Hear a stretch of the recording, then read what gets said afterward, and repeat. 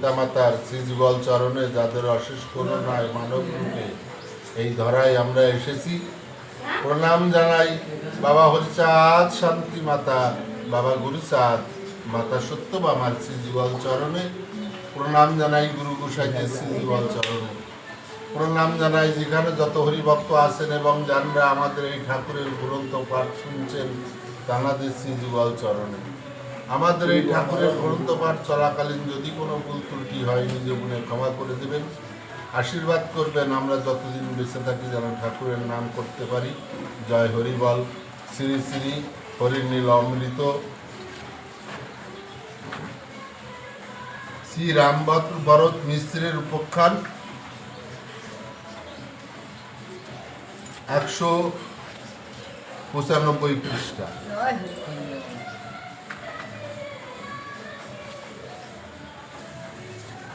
তাহলে এখানে ঠাকুর কি বলছে, যখন এই রামভরত রসিকরে বলছিল আমার মন মানুষের কাছে যাব, আমাকে তুমি নিয়ে চলো, আমি কি তার দেখা পাবো?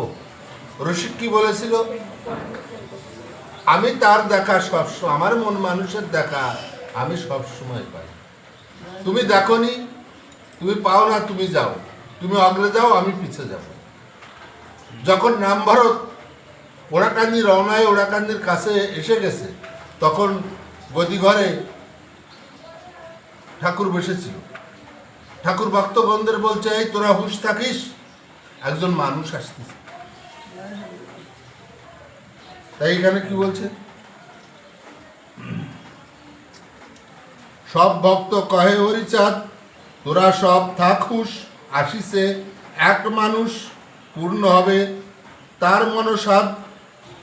কোন মনসাদ পূরণ হবে? ওই যে বাঞ্ছা মনে যে আমি আমার মন মানুষের দর্শন পাব, তাহলে সেই মনসাদ পূরণ হবে।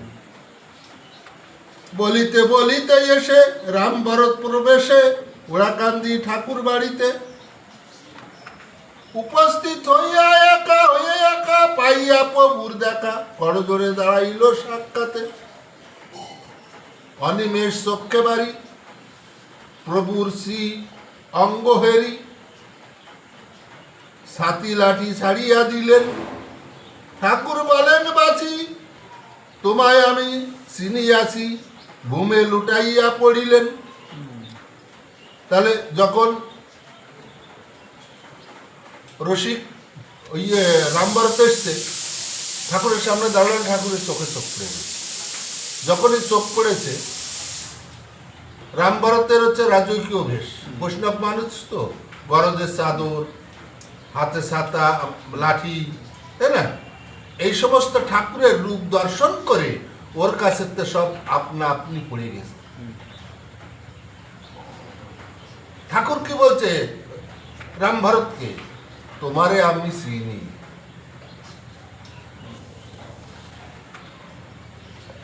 তোমারে আমি চিনি।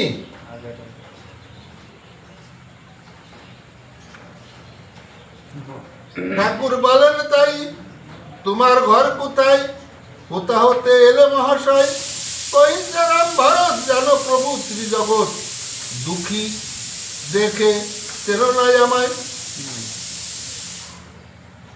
তুমি আমাকে চিনতে পারছো না? আমি একজন দুঃখী। প্রভু হরিচাঁদ কয়, থাকো থাকো মহাশয়, যতদিন লয় তব মন, যাহা ইচ্ছা তাই খাও, যাহা ইচ্ছা তাই লও, করো সদা শ্রীহরির সাধন। তুমি থাকো এখানে, খাও, যতদিন খুশি থাকো, তুমি খাও আর হরির নাম করো। তাহলে কি ভাগ্যবান ভক্ত এরা। স্বয়ং আমরা তো মানে সাকার পাইনি, আমরা একটা এই মাটির ছবি মূর্তি দেখে অনুমান করি আমাদের ঠাকুর দেখতে এরকম ছিল, কিন্তু তারা সাকার এবং নিজের চোখে দেখেছে, ঠাকুরের সঙ্গে কথা বলেছে, ঠাকুরের ছোঁয়া পেয়েছে। তাহলে এরা কি ভাগ্যবান।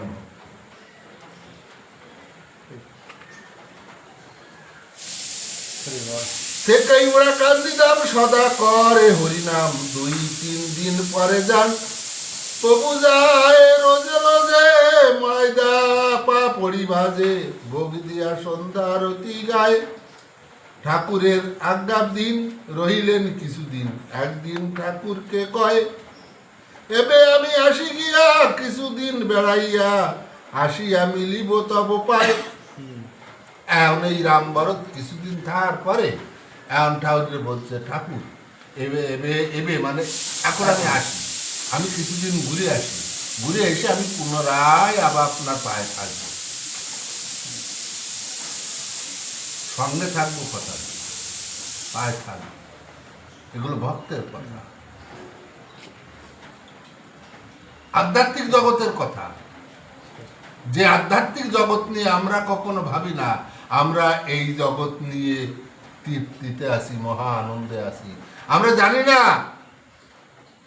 এই জগতের পরে আর একটা জগৎ আছে, সেই জগতে আমাকে যেতে হবে। আর যদিও জানি তার গুরুত্ব দিই না। আর এই গুরুত্ব দিই না বলে আমাদের বারবার এই ধরায় আসতে হয়। যারা গুরুত্ব দিয়েছে তারা এই ধরায় আসে না। আর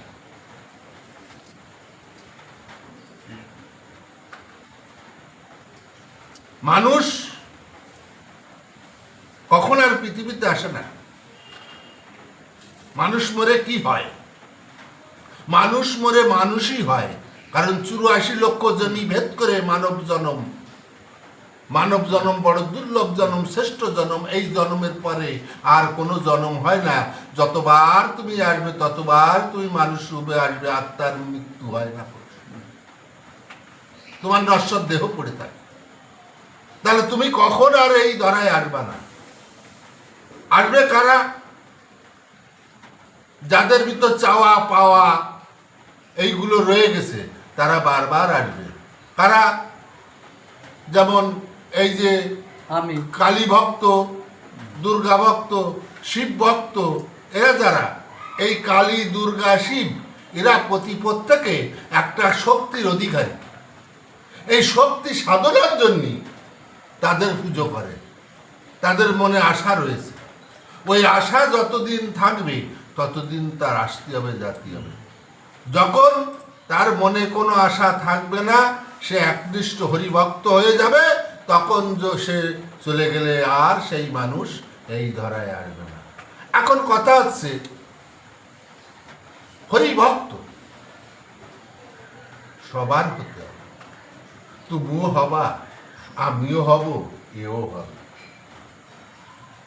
এখন যার যেমন কাঠ তার সেরকম আগুন জ্বলবে।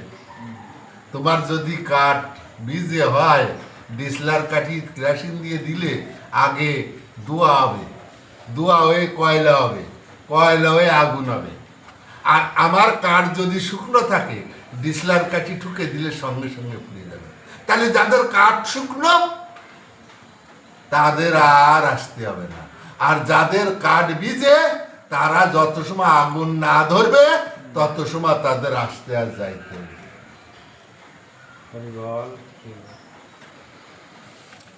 গিয়া তারা ইল গ্রামে থাকি কাছারি মোকামে, পিয়াদা হইব বলি রয়। হ্যাঁ, তারাই করেন পেয়াদাগিরি দিবানিশি, বলে হরি গোমস্তা ভাবেন একই দায়। না করে রাজকার্য থাকিয়া কাছারি মাঝ, দিবানিশি হরি গুণ গায়। ইনি হন হরিভক্ত, ইহাকে করিতে ত্যাক্ত, আমার যে উচিত না হয়। তাহলে ওইখানে এসে পেয়াদার কাজ নিল জমিদারের কাছে। আর জমিদারের কাজ নিয়ে ও কিন্তু আর ওই জমিদারের কাজ বা রাজকার্য কিছু করে না, রাত দিন হরি নাম গায়। তা তুমি জমিদার পেয়াদা, তুমি রেখেছো তো আমার কাজের জন্য। এখন আমি যদি তোমার কাজ না করে রাত দিন হরি গুণ গাই, তুমি কি করবা? না মরে ছাড়িয়ে দেবা না। কিন্তু এই জমিদার ছাড়ে নাই। জমিদার কি বলছে, না উনি তো রাজকার্য কিছু করে না, না করলেও উনি দিবারাত্রি হরি গুণ গায়, ওনাকে আমার উত্তপ্ত করা ঠিক হবে না।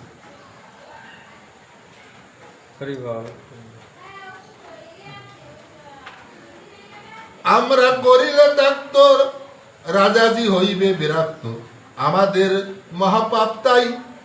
নায়েব কহেন তখন তুমি প্রেম মহাজন, কাছারিতে থাকা যোগ্য নয়। জয় হরিবল। এই বন্ধ থাকা যে